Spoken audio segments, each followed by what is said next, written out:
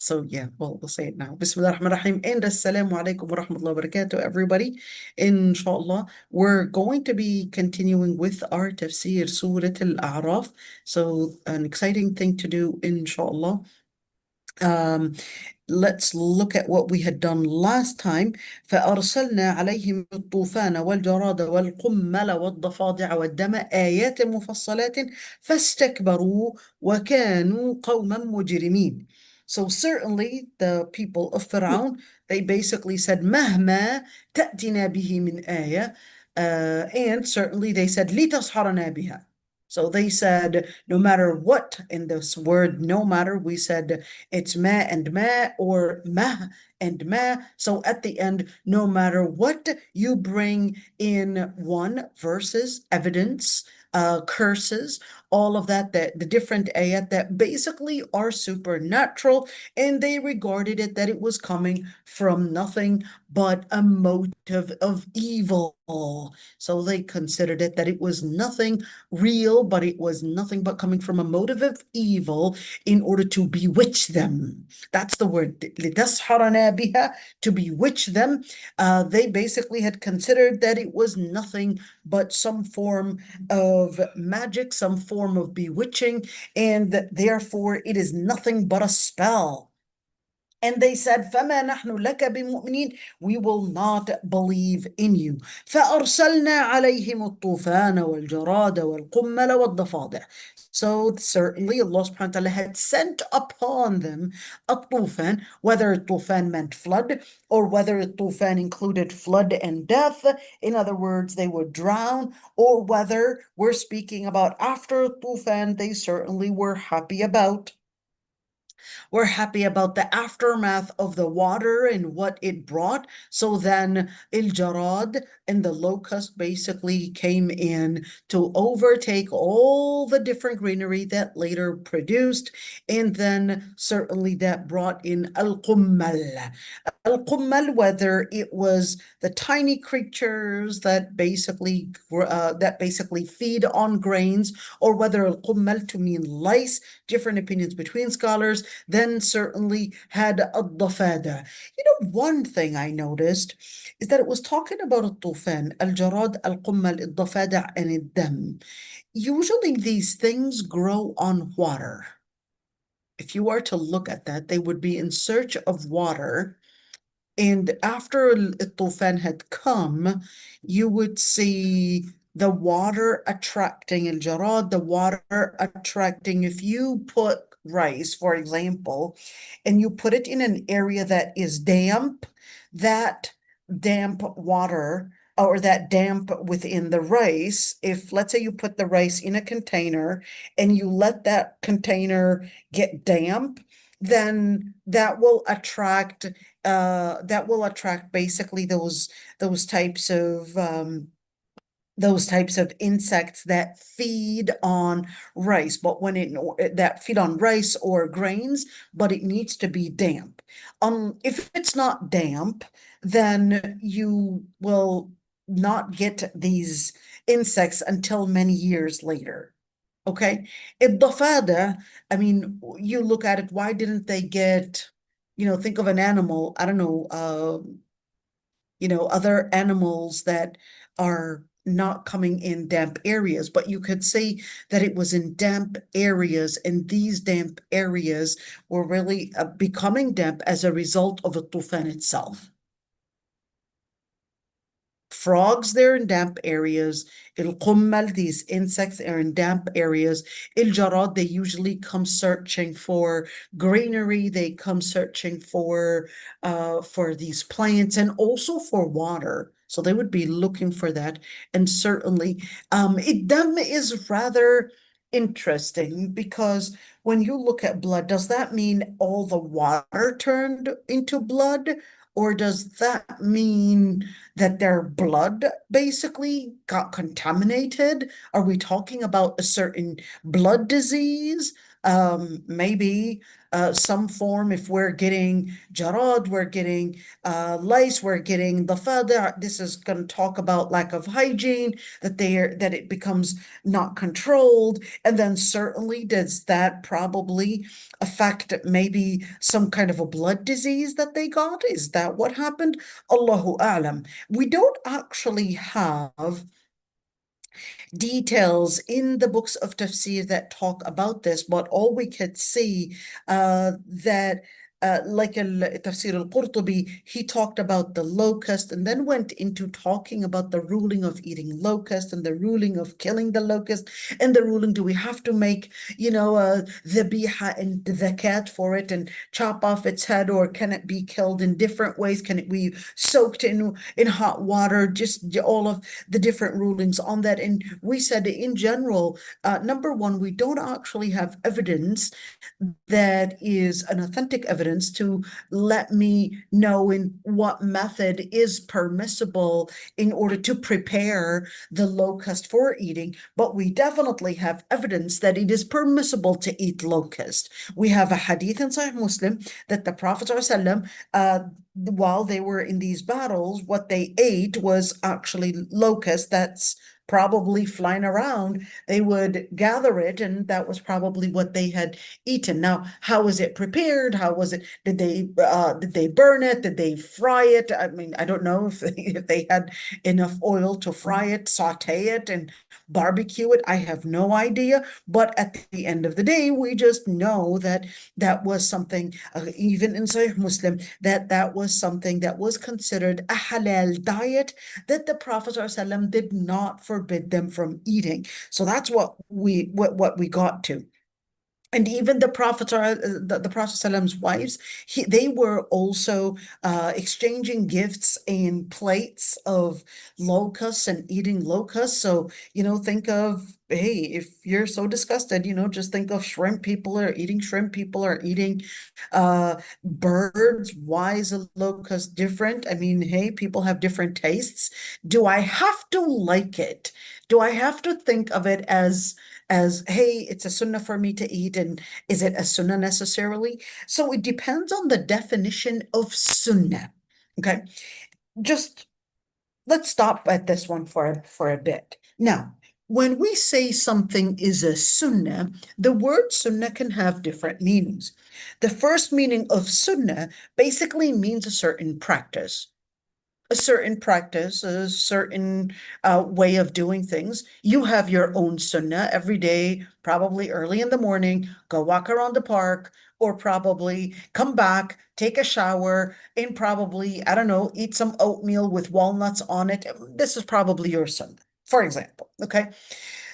So there's the literal meaning. Then there's the depending on the science that uses this word, then that would actually have its own definition. If we're talking about the science of hadith, then they would have their definition of sunnah to mean anything that the Prophet ﷺ had, one, said, or anything that he had done, or anything that he had approved of, a report that the Prophet ﷺ approved of something. And number four, which is a description of the Prophet ﷺ, ما صدر عن الرسول صلى الله عليه وسلم من قول أو فعل أو تقرير أو صفة. Those are the four things. Now, that's the definition for Ahl al-Hadith.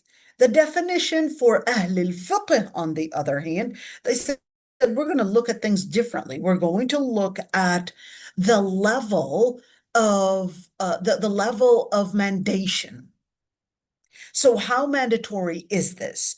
If we say it's sunnah, we're going to say by that you will be rewarded for doing it, but not at sin for not doing it, because depending on the level of recommendation, was it something that is transmitted, meaning refer to Allah subhanahu wa ta'ala, that it is highly mandated to mean fard or wajib?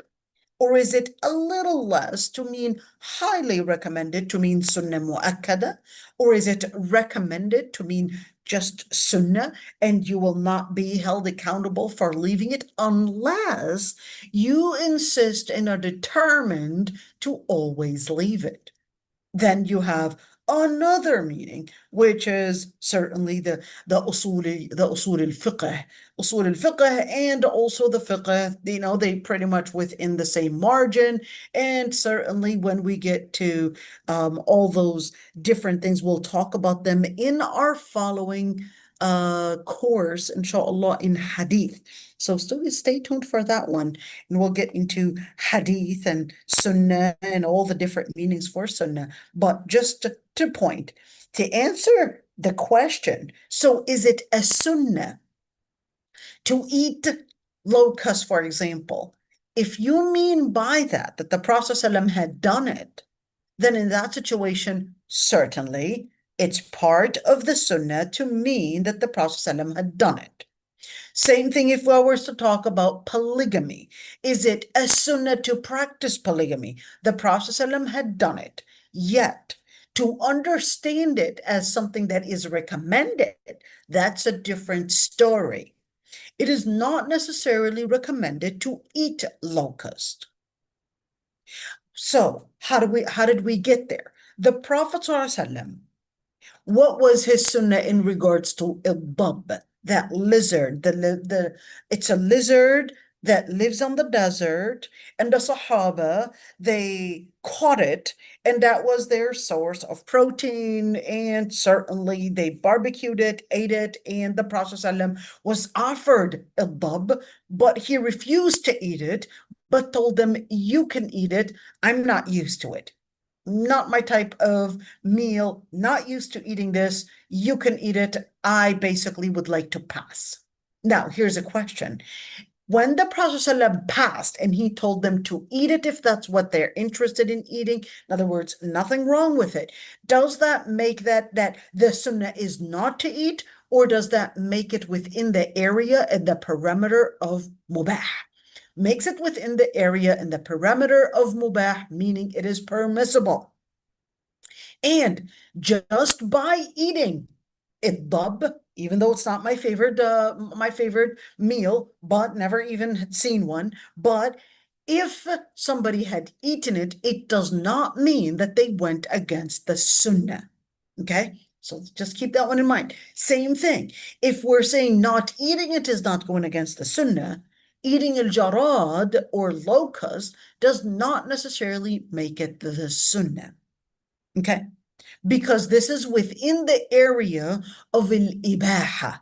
This is within the area of something that is permissible, does not necessarily make it as recommended or that you will get the reward for eating it. What if I wanted to eat it with the intention that the Prophet ﷺ had done it during different battles, in fact, during 7 battles, and I wanted to get this nourishment that the Sahaba and the Prophet ﷺ had gotten in the time of jihad, and I wanted to relate to them, so I wanted to practice it as a sunnah with the intention that I wanted to embrace that spiritual moment, that moment that they had done that, and I had known the Prophet ﷺ had eaten it, and I would like to feel that vibe.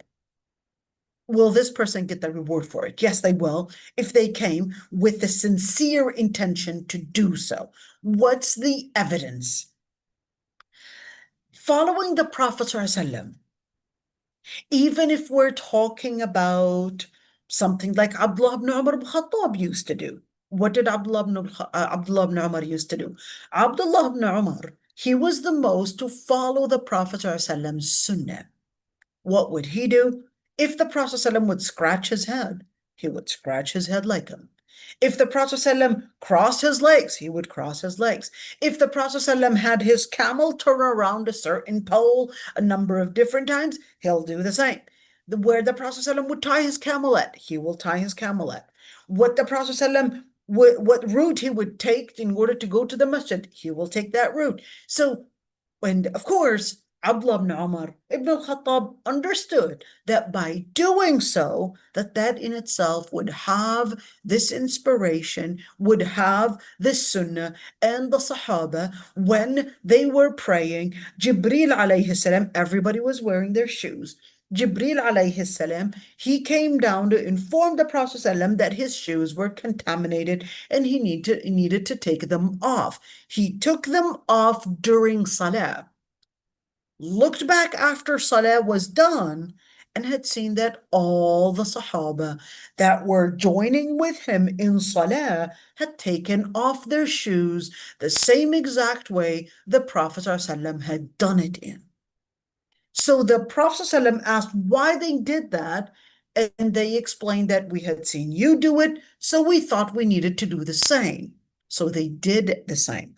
Now, having that being said, did they know the reason behind it? They didn't know the reason behind it. Did they do it? They did do it. Why did they do it? What do we understand as a later generation? That just by mimicking the Prophet ﷺ in different actions, even if they are worldly actions, it would be considered as something, if the intention was there, it would be something that would be rewarded for if the person did it with sincerity, with attempting and wanting to mimic the Prophet ﷺ. So if a person does that, then yes, you can do that. But do you have to? The answer is no.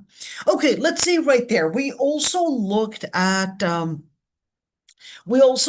certain details, and certainly certain details about the different insects that were there. We talked about al-qummal and al-dafada, the frogs, and we went, and if certainly there were some hadith that I thought it would be important to go back to in order to discuss these hadith. At the time, I didn't have these reviewed, so Alhamdulillah, now we have them. So let's see this hadith. عن أبي هريرة رضي الله عنه قال نهى رسول الله صلى الله عليه وسلم عن قتل الصرد والضفدع والنملة والهدهد.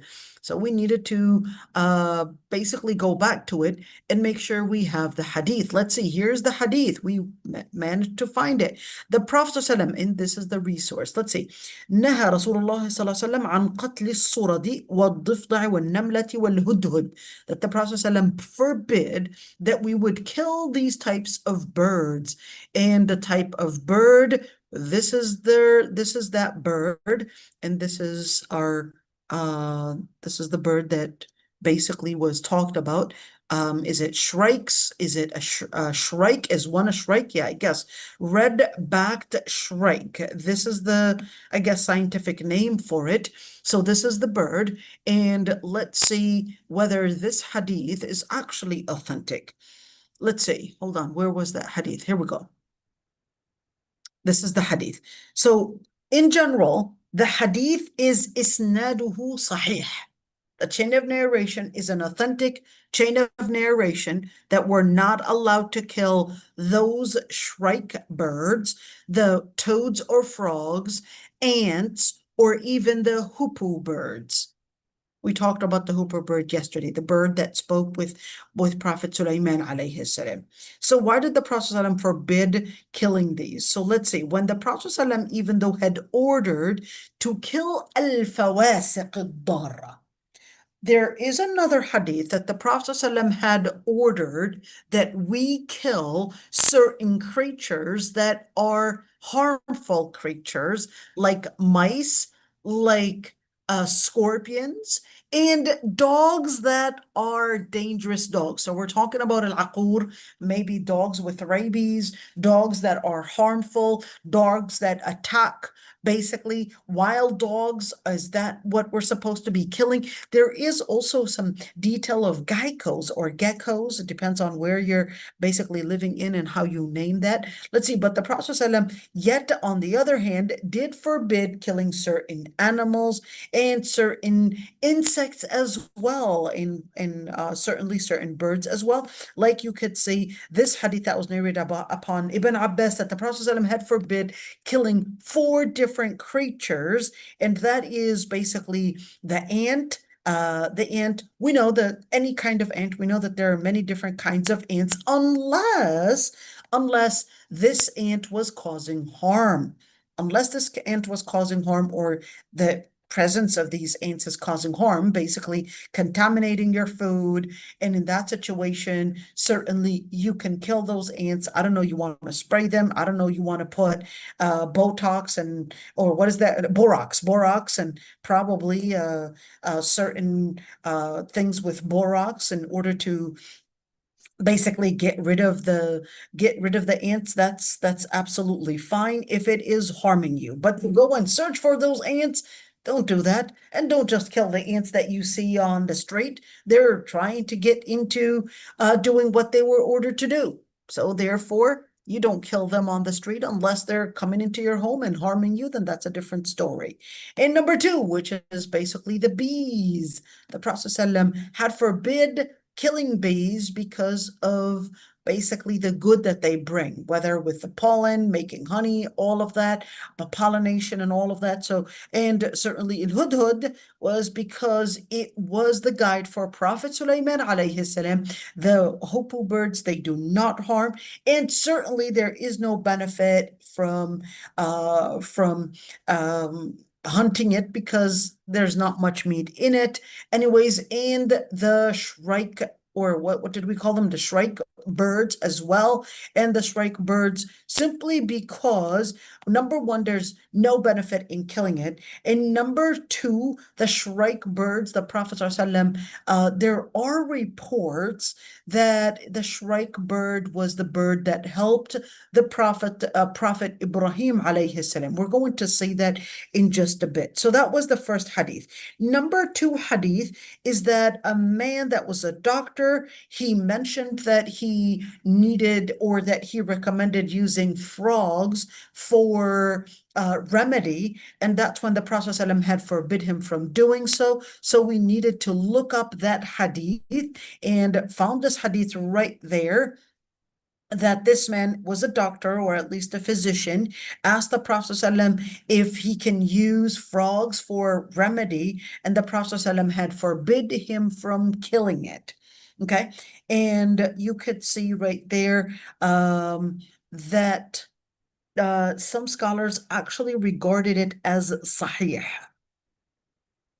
Some scholars regarded it as Sahih. This is the reference. You got Abu Dawood, al-Nasa'i, al-Tayalisi, and certainly this, we can understand a couple things from it. Number one is something that is haram, necessarily impermissible for us to use as remedy. And we said we can understand this hadith differently. It can mean that this hadith is letting us know that frogs, there's no remedy in them, and or that we can also understand this hadith that the Prophet ﷺ was informing him that perhaps this frog is not the remedy for the particular disease that he was probably explaining, or that no, frogs are impermissible to use for remedy, or for that anything that is haram to consume is haram to use as a form of remedy. So we can understand four or five different ways of interpretation, and believe it or not, all these different ways of interpretation is also what the different scholars had understood. Some scholars considered that this was specific to the particular disease that perhaps this physician was asking the Prophet ﷺ about. Number two, that this was exclusive to exclusive to that particular situation, or exclusive to explaining, like what we had said earlier, that from what the Prophet ﷺ had known, or that number four wanted to be a lot more comprehensive and actually say that this would include any type of an illness. Using frogs as a source of remedy is not acceptable. Or same thing, if we were to do an analogy, any form of a substance that is haram to eat would be haram to use as a form of remedy. But certainly we do know الضرورات تبيح المحظورات, that in general, that if something is a necessity, We're speaking about necessity for life. We're speaking about necessity for life would actually mean that it could be a necessity for treatment as well. But this doctor was, or this physician was telling him that through, and with his experience, that frog flesh, preparing frog in a certain way was working. So with his experience, he thought that that would work. So that's where we would say that the scholars debated how we understand this hadith in the lens of all the other ahadith, including an ayah that had permitted basically to eat even if something is haram, including pork, in the situation of makhmasa, in the situation where life, due to severe hunger, is at risk. So in that situation, it would be permissible to consume, whether for eating, drinking, or even something from pork to frogs to probably snakes to probably just different forms of venom, etc., which they would prepare to use different pharmaceutical reasons and different pharmaceutical elements to basically make medicines and so forth.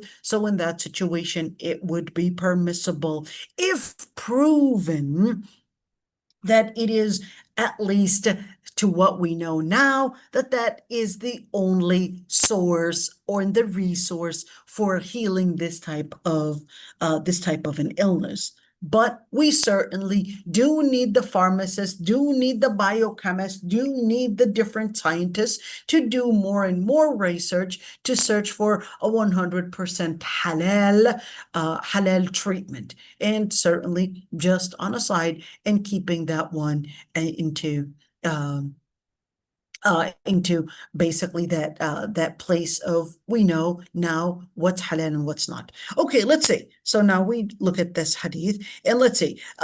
There is a hadith. Let's look at this one. Abu Huraira narrated. Let's look into this. الصرد أول طير صام. الصرد is basically the first bird to fast. Did he actually fast, like literally fast? Okay, now, so here's the thing. Let's look at this hadith. The Prophet ﷺ رأى رسول الله صلى الله عليه وسلم على يدي صردا فقال هذا أول طير صام عاشوراء. This hadith عن بساء ibn Umayyah ibn Khalaf. That's his name. That's the narrator. Okay. He said that the Prophet ﷺ had seen him basically carrying a surad, which is the shrike bird that we were talking about before. And then the Prophet ﷺ tells him this is the first bird that fasted the day of Ashura. That fasted the day of Ashura.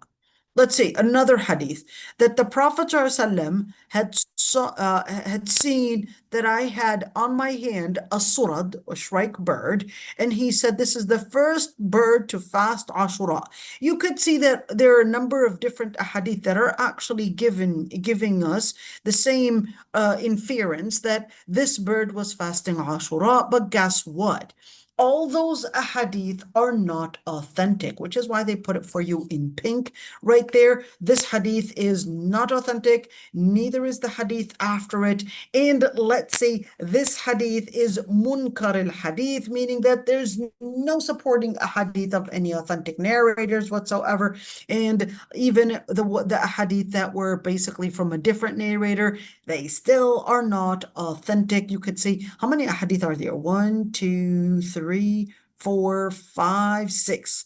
6 different narrations, none of them are authentic. Okay, so let's go back to our friend al-Qurtubi. So when he said, الصُّرَدْ أَوَّلُ طَيْرٍ صَامٍ, it's quite interesting that they did not actually go to the other resources and actually review this hadith. Okay, let's see. When Prophet Ibrahim alayhi salam had basically attempted to go for the Levant. Where's the Levant? Levant is basically Syria, Jordan, Palestine, and Lebanon. Those are Bilad al-Sham. That's the Levant. Okay, and he attempted to basically go from the Levant to al-Haram, to basically Mecca, to build al-Bayt, to build the Kaaba. And certainly he had all the tranquility on him. And there was the bird, the shrike bird.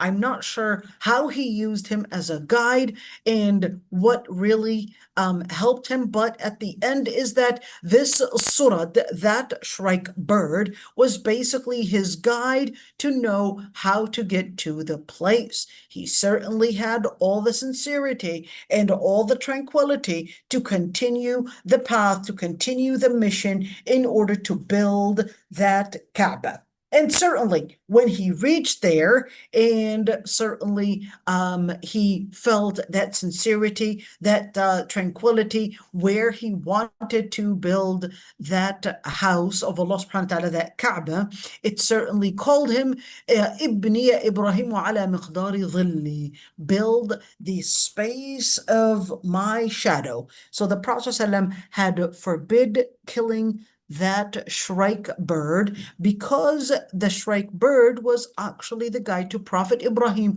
to build the Kaaba. As for the frogs, because it was pouring water over the fire that was blazing on Prophet Ibrahim. And when when the frogs were basically, as Allah subhanahu wa ta'ala set them as a curse on the Pharaoh, certainly all the frogs, they took certain spots. You know, think of it as an army.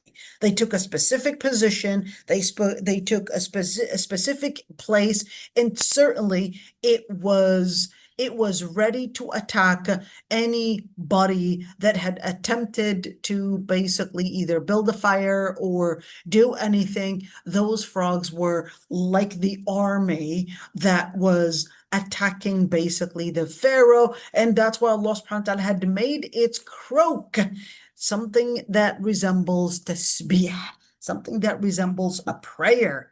And it was said that the frogs were the most animals to make tasbih. That's something that is mentioned in a hadith. Do not kill the frogs, for its croaks are basically resembling the sound of tasbih.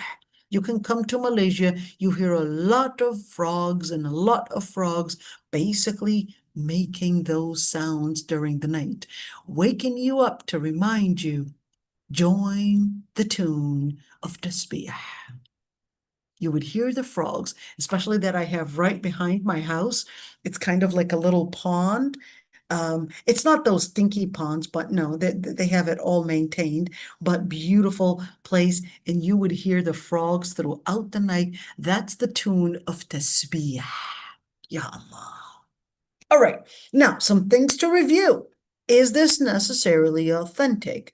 So we needed to go back. So we got number 1, number 2, and number 3, and number 4, and giving us basically the reference. Let's see what they had said. What they said, number 1 is sakina, meaning that this is talking about a fast wind and not necessarily tranquility to mean feeling, you know, content on the inside, but that's a specific wind that was blowing to help him basically find the way. Okay, the reference, Nawad al-Usul for al-Hakim al-Tirmidhi, but that doesn't give me necessarily a reference to know whether it's authentic or not.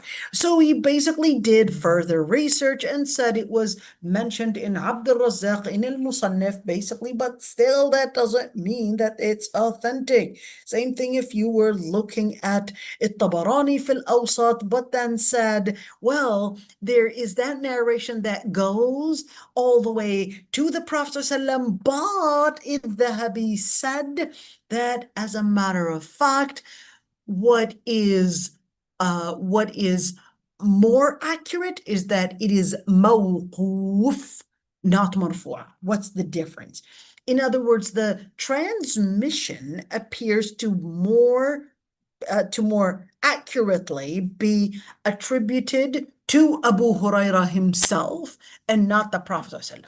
Now, where did Abu Huraira get this information? Was it his own? Was it his own take on it? Was it his own in understanding? All of that we don't actually know, but we do know that what is more accurate is that the transmission goes back to Abu Huraira and not the Prophet ﷺ.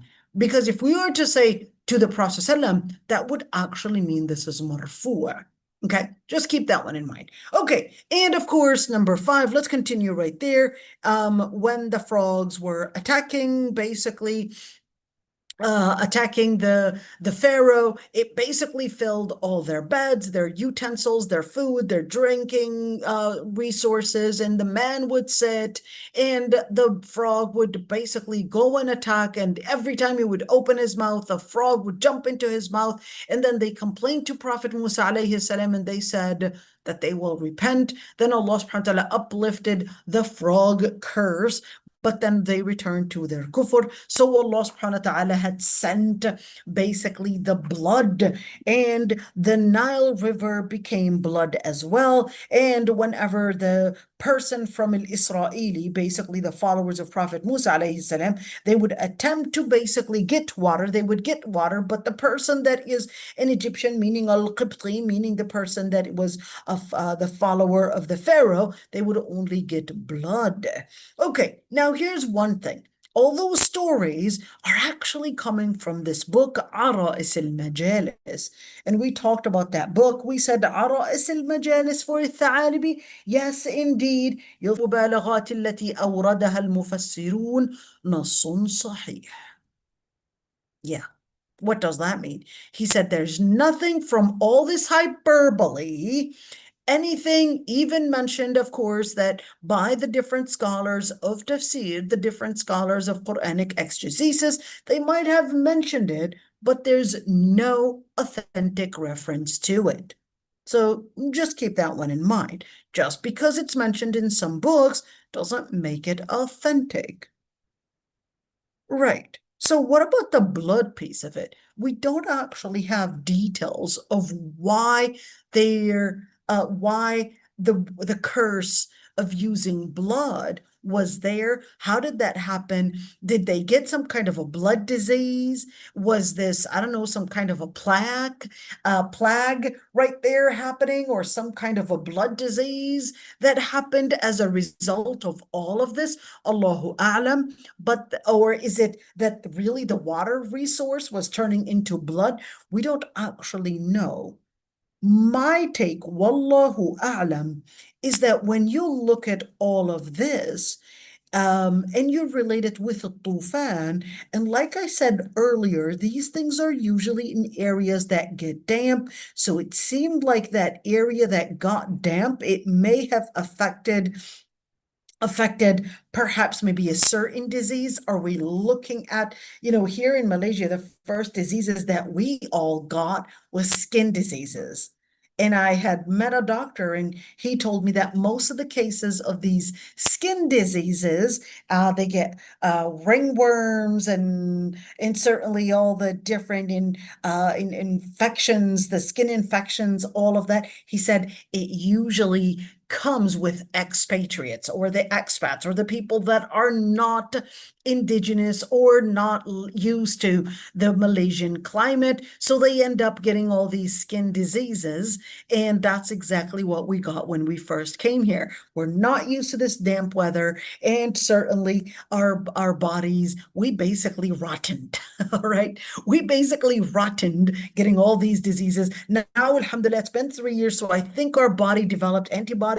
Who knows what it developed? Now we don't get these skin diseases anymore. I guess we became officially Malaysian. Who knows what happened? But same thing. If we were talking about perhaps this damp weather, this damp as a result of tufan that probably brought all of these, may have also brought with them certain maybe mosquitoes, malaria that affected their blood, or probably certain blood diseases that was really as a result of all of these? Did they recognize that it was a blood disease? Perhaps they recognized, maybe they didn't recognize, but there was a blood disease. There was a blood problem. There was a curse that went all the way to their blood, and not necessarily in perhaps in the imagination and the hyperbole that was used, and that, hey, everything that was there basically turning into blood, the water in the jugs turning into blood, all of that.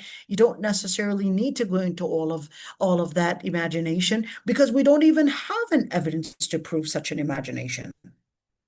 All we could say is that it's telling me that there was a curse in the blood. What did that look like? Malaria?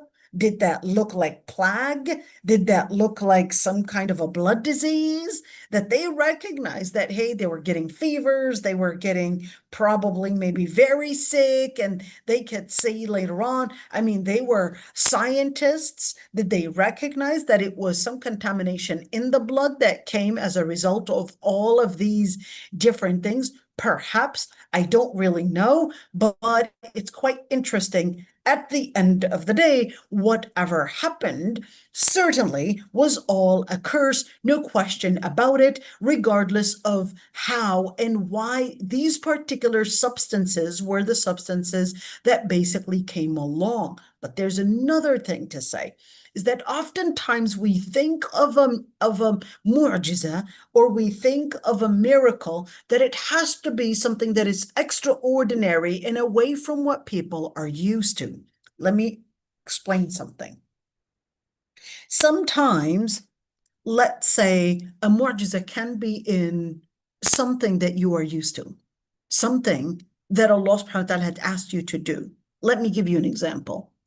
When Prophet Ayub had made the dua, Rabbi inni qad massani ad-dur. What happened? He made the dua. Let's go to that ayah really quick. And what page is this? This is 175. I want you to see the ayah. That's in Surah Sad right there. Is it here? This is al-Hadid. We're way past that right there. Let's go to Surah Sad for a bit. Okay. And we're going to see with Surah Sad what we get in that ayah. Okay. Surah Sad. Here we go. Here's Surah Sad. What did he say? Here we go. واذكر عبدنا أيوب إذ نادى ربه أني مسني الشيطان بنصب وعذاب. What did he do? What did he say?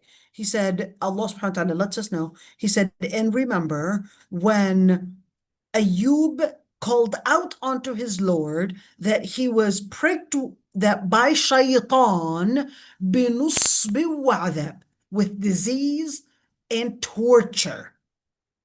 Then what did he do? What is it? The shaitan that is responsible for all of this? Shaitan can mean referring to anything that is evil, whether we're speaking about some kind of I don't know, some kind of a bacteria, some kind of a virus, some kind of an illness that you cannot see.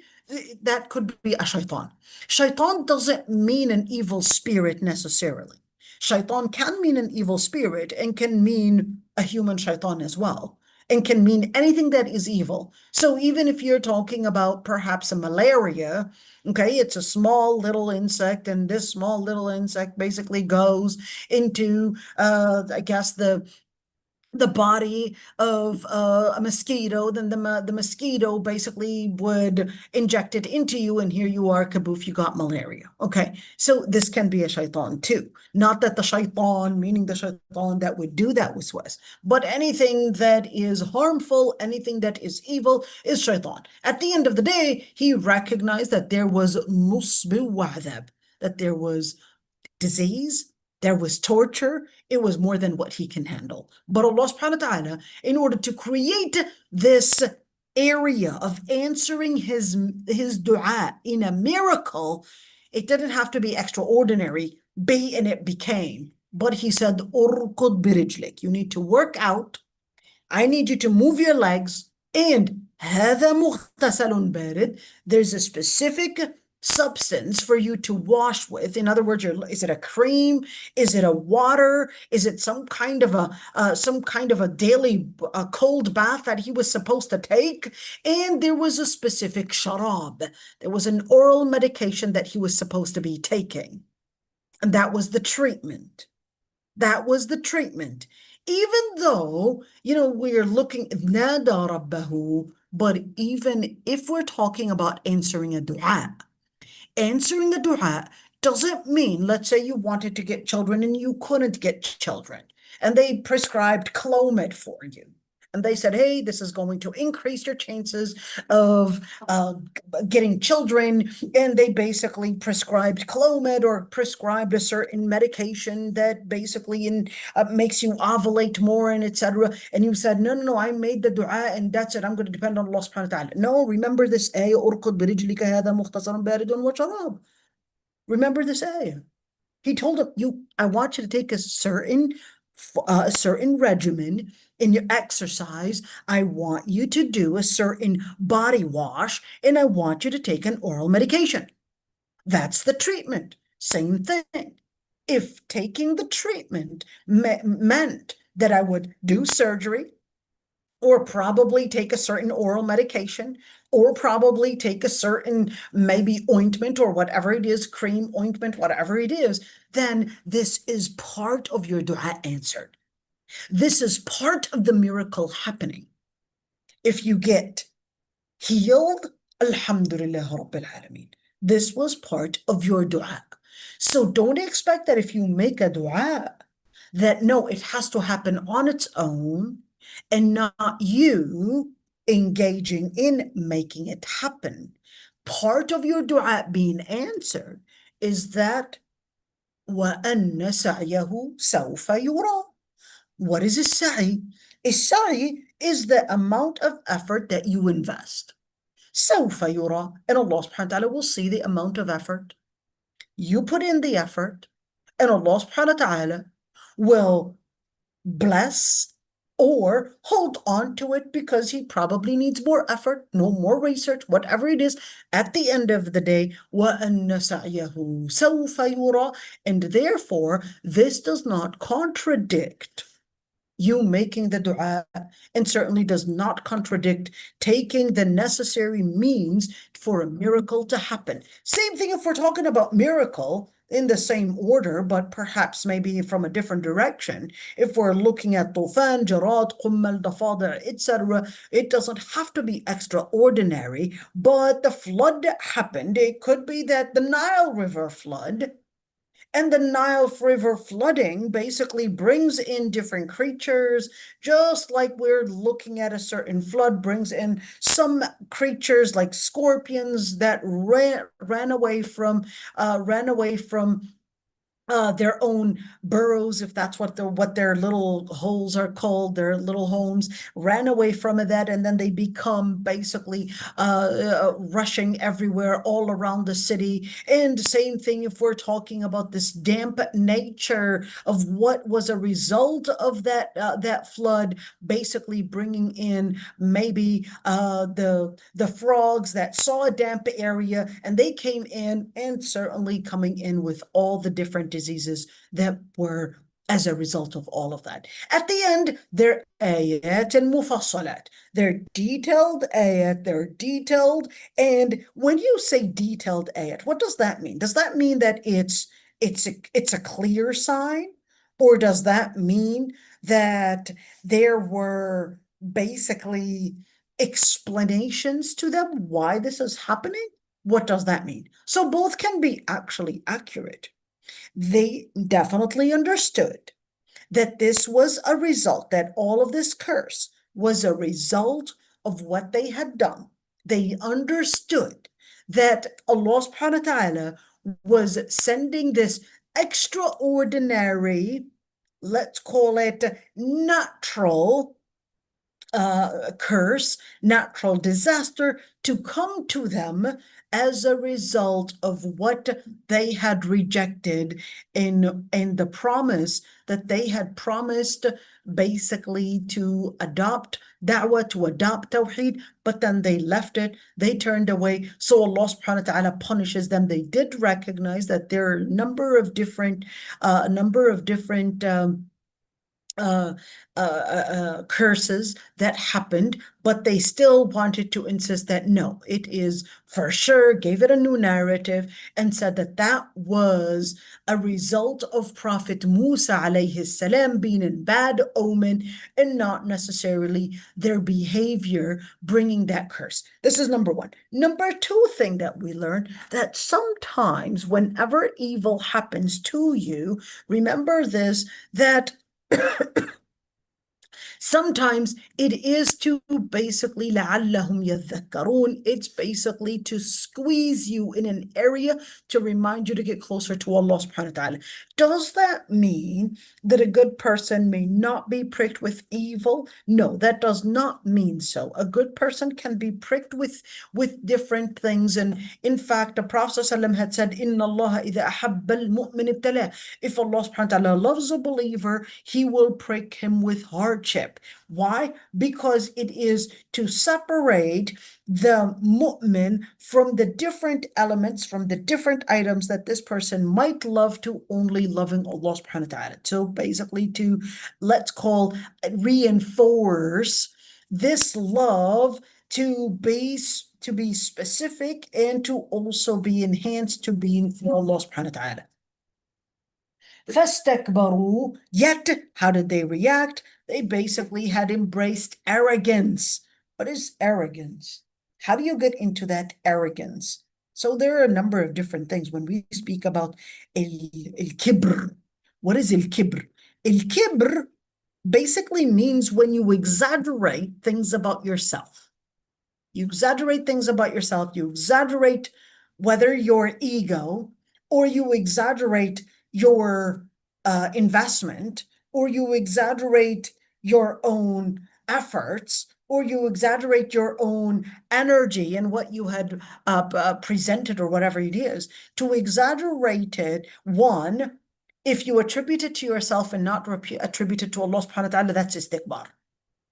Number two, al-istikbar is when you consider that you deserved such a privilege that other people did not deserve because of who they are or what they are, etc. Then that's a form of istikbar.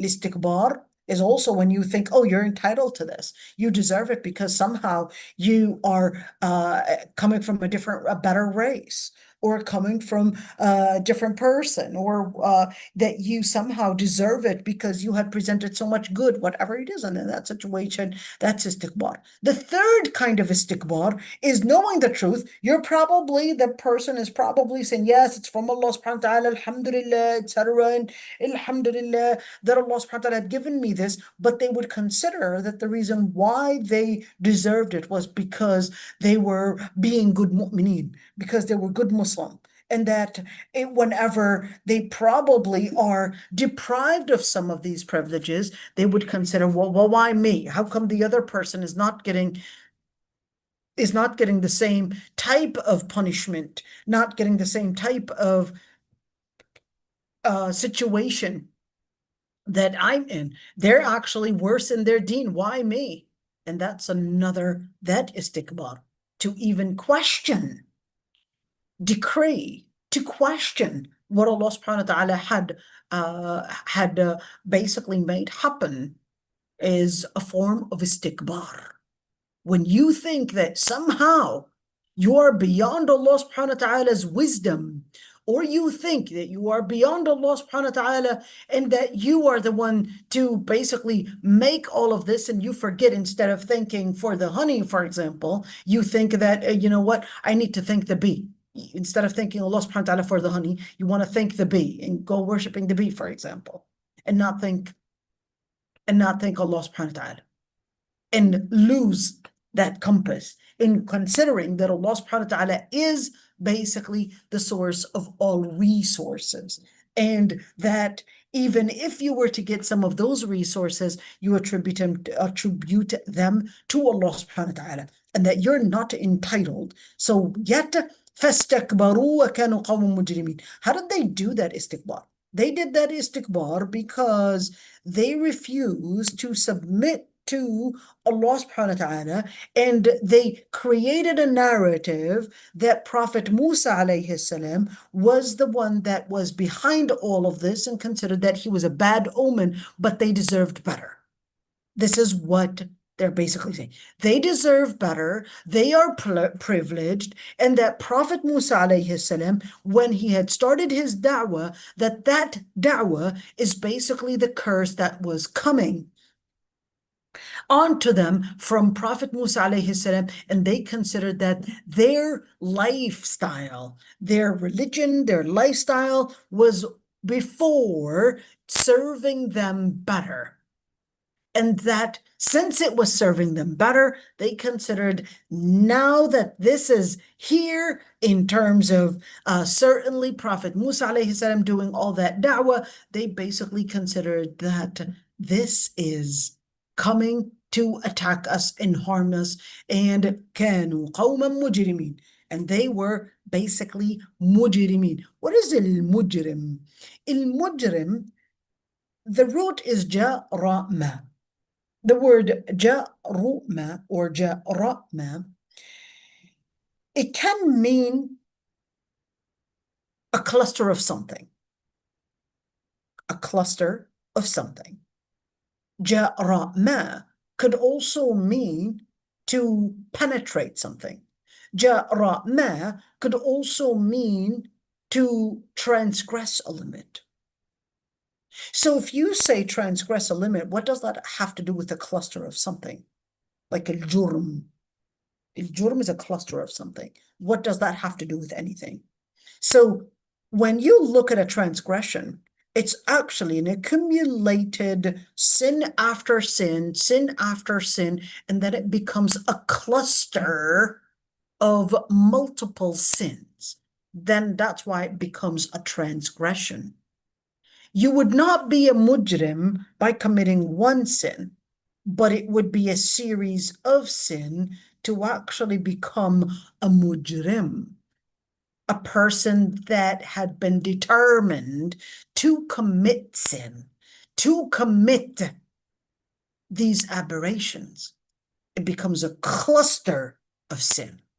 So when you look at the major sin, a major sin does not happen by committing minor sin just once, but you get into a major sin once you cross so many boundaries of probably looking at haram things, probably being alone with women that he was not supposed to be with, or a woman alone with a man that she was not supposed to be with, maybe talking to them on social media, maybe engaging in day by day, all of this type of engagement, and then they go out, and then they meet, and then they talk, and then they end up in getting and falling into zina. It doesn't happen within a day or two, but it becomes a normalized behavior that this person had basically gotten so accustomed to, and then they get into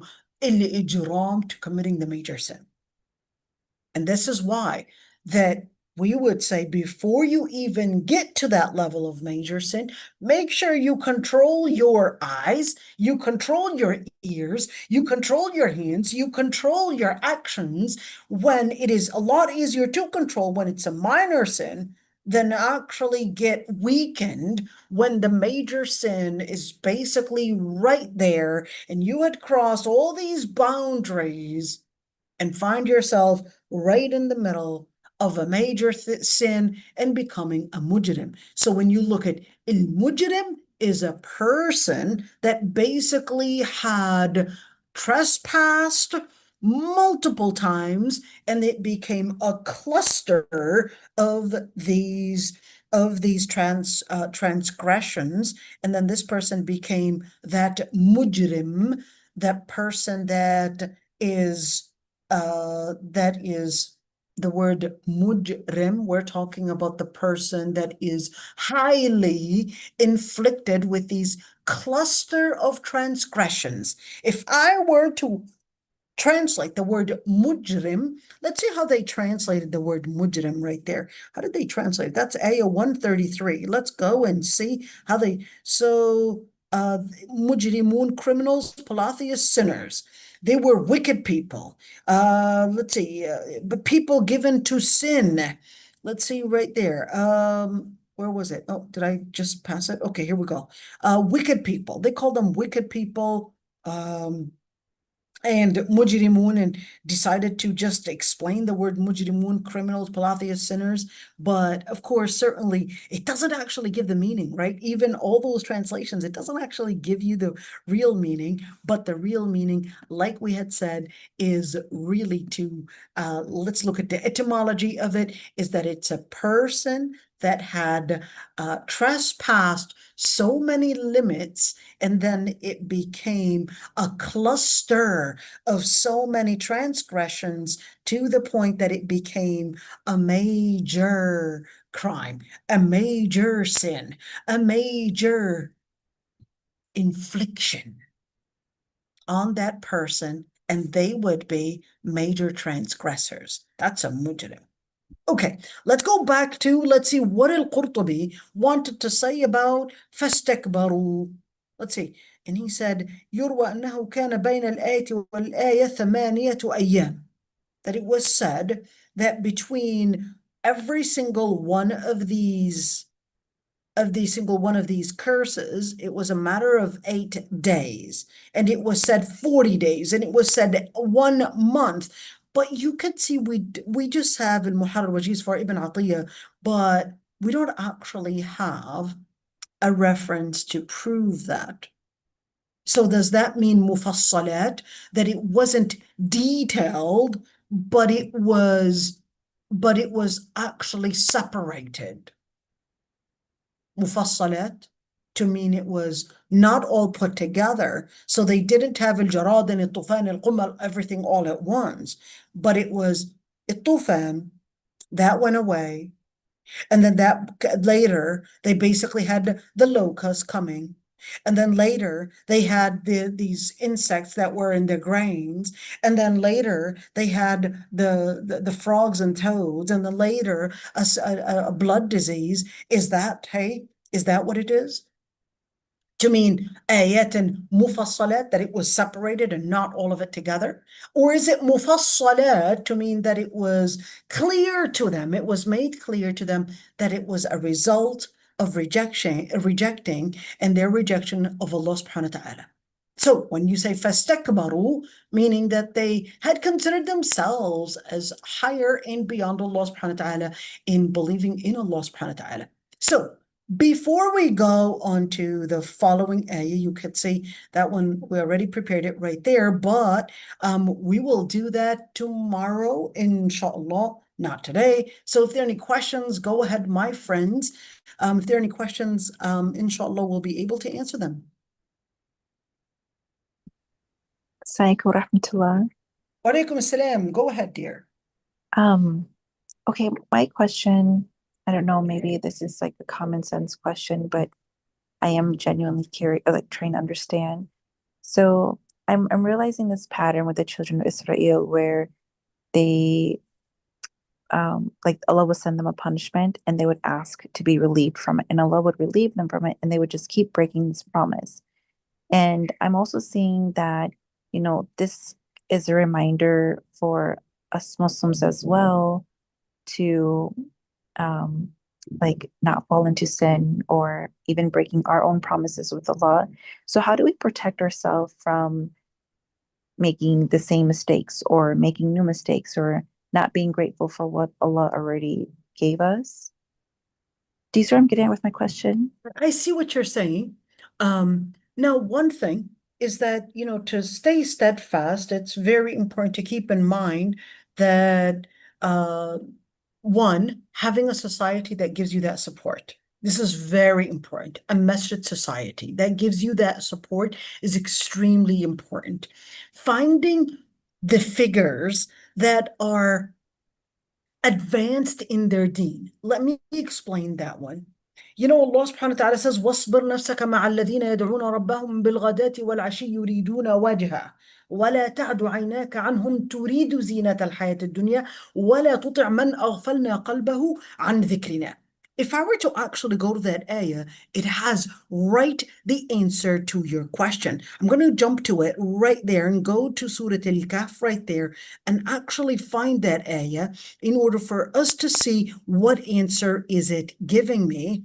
Okay, let's see right there. Hopefully I can find it. Here we go. وَاصْبِرْ نَفْسَكَ مَعَ الَّذِينَ يَدْعُونَ رَبَّهُم بِالْغَدَاةِ وَالْعَشِيِّ. And be patient. Let me erase all of this. I can see that I had explained it before, but I'm going to explain it again because this ayah gives me a cluster of different things to recommend for me. Number one, be patient with those that would invoke or worship their Lord Almighty throughout the night and throughout the day, and they would be seeking their Lord Almighty. Do not turn away and do not let your eyes turn away from them, wanting all the different ornaments of this life. And do not obey those whose hearts are pacified away from the remembrance of Allah Almighty, and they would follow their own whims, and their matters are basically at loss, one after another, with no ending and with no limit to how low they can get. Now, having that being said, I would say the first and most important thing to help you stay committed is basically connecting with the Salihin, especially women.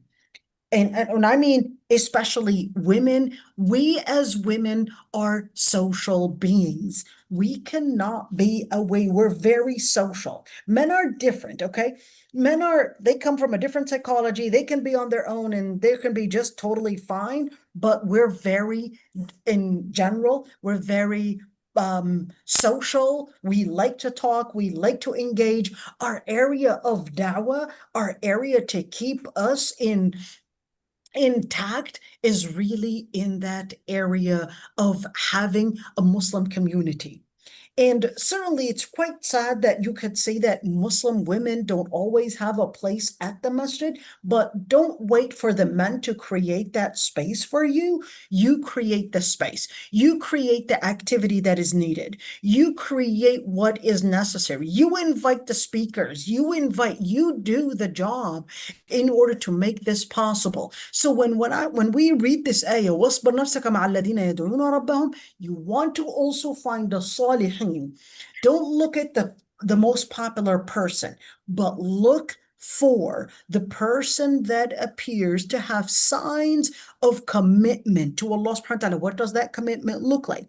That commitment is the person that would be committed to the deen throughout the day and throughout the night. Not necessarily the popular person, but the person that is committed to deen, whether committed to seeking ilm, or whether committed to dhikr, or whether committed to being basically the one to do the da'wah. And certainly you would see certain signs that they're actually sincere. Don't turn your eyes away from them. This is a metaphor to say that these are the people that you want to watch. Even if you cannot be like them, just surround yourself with them. Surround yourself to just be around these people, see how active they are, see what kind of I guess commitment they're doing. That will later on rub on you, and you will want to take them as a role model to be like them. And certainly, on the other hand, وَلَا تُطِعْ مَنْ أَغْفَلْنَا قَلْبَهُ عَنْ ذِكْرِنَا. Don't obey the people that are away from one, the path of Allah subhanahu wa ta'ala, away from the Quran, away from the different rulings. They're speaking of things that are against Islam. They're speaking of things that are certainly trivial. They're speaking of issues that are not. Some people, they just come to the masjid just to cause drama. You don't want those people. These people, their qalb is away from Allah subhanahu wa ta'ala. They are certainly, but they're only there whenever you want to do any form of activism. They're there to pick on that sister, to pick on this sister, and to cause drama. And then what you're going to be doing is basically just do not follow these people. Do not be friends with these people. Don't let them drag you, because when they drag you, they're just going to drag you into their hawa, into their area of desire, their area of drama, and there's no limit to how far low they'll get. وَكَانَ أَمْرُهُ فُرُطًا. So how do we actually relate to all of that? Here we go. إِنَّ الَّذِينَ آمَنُوا وَعَمِلُوا الصَّالِحَاتِ إِنَّا لَا نُضِيعُ أَجْرَ مَنْ أَحْسَنَ عَمَلًا. Those that are committed on faith, committed in doing the right thing, Allah subhanahu wa ta'ala said, no good deed will get lost, even if it is small. You probably did not get to what you had hoped to get in terms of goal, but don't worry. Allah subhanahu wa ta'ala tells you, وَأَنَّ سَعْيَهُ سَوْفَ يُرَى. Just keep trying. Don't stop.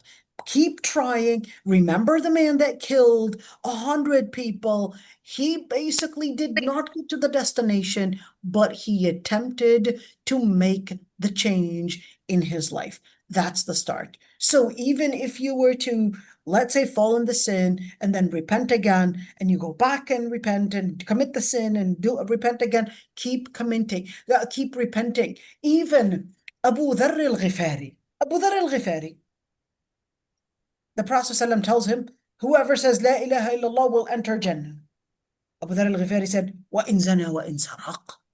Even if they were to commit zina and to steal, the Prophet ﷺ said, وَإِن زَنَا وَإِن سَرَقَ.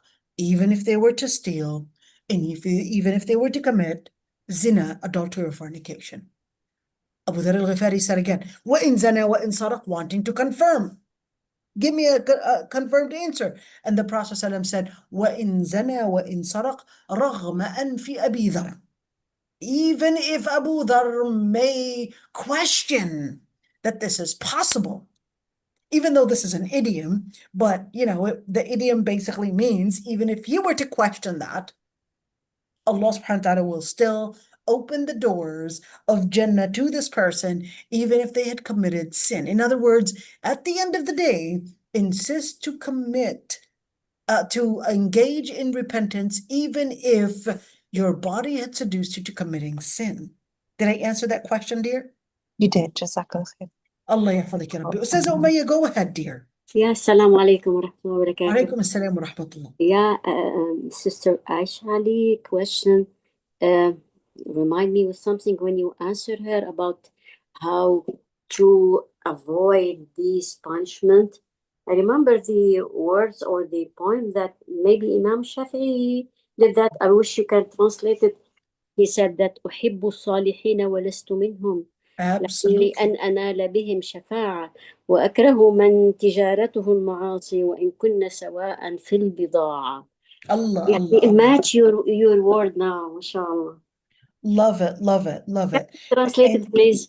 yeah, sure, sure, sure. So what the Salihin used to say, they used to say, we love the Salihin, even though technically they don't see themselves as part of them. They love the pious people, the people that have their religious integrity, but they don't feel that they actually really are counted as part of them. In other words, they don't feel that they are qualified to be included in that group. Yet they would say, but we are with them, we are mimicking them in hope of being included in their intercession. Remember, intercession on Judgment Day is not only for the malaika, is not only for the prophets, is also for the salihin, for those that memorize the Quran, for those that had been attending the Gems of Light classes every single day, for those that had been trying to work in connection with the Quran, for those that are salihin, for those that are basically donating, etc. They'll get a number of different shafa'ah, for in a number of different intercession. And then he said that for perhaps we may be overlapping with the people that may commit sin, but just because we may have and share the same product of the wrong behavior, it doesn't mean that I basically am producing this product because I'm one of them. I'm hoping, certainly, to be different, distinct. Even if I may commit sin, that I would not be part of the sinners, even though I might actually had presented the same product, but I do not want to be part of those that make such products. Allah khair. May Allah Love make it. you our shafi' in akhirah, ya Rabb. آمين يا ربي. May Allah subhanahu wa ta'ala make us all, Ya Rabbi, شفعاء for many, many, many people. Allahumma ameen. May Allah subhanahu wa ta'ala accept our dua, accept our prayers, accept, Ya Rabbi, our amal salih, and make us from those that will be committed. Inshallah. Allahumma ameen. Allahumma ameen. So this is it. Inshallah, subhanakallah.